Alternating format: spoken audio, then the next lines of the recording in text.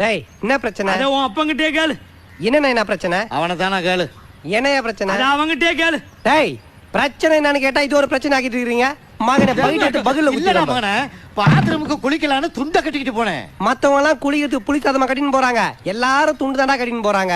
Matter என்ன? போய் பார்த்தா இந்த நண்டி என்னது பாத்ரூம்ல பூட்டு தொங்கிக்கிட்டு இருக்கு. நல்லா பாத்தியா? பூட்டு தான் தொங்கிட்டு இருந்துச்சா இல்ல இவன் பாத்ரூம் திறந்து போட்டு குளிச்சிட்டு இருந்தானா? நல்லா பார்த்த மகனே, காத்துல ஆடிக்கிட்டு இருந்துச்சு. சந்தேகப்பட்டு இழுத்து தொங்கி பார்த்தேன், அது பூட்டு தாண்டா. காத்துல ஆடிட்டு இருந்துச்சு, தொங்கிட்டு இருந்துச்சா? என்னடா ஆஃப் பண்ணி வச்சிருக்கீங்க? உங்களோட காமெடிக்கெல்லாம் ஒரு அளவே இல்லையாடா? என்ன அது காத்துல தொங்கிட்டு இருக்கு, அது அடுத்து என்னது தொங்கிட்டு இருக்கு, அடுத்து என்னது?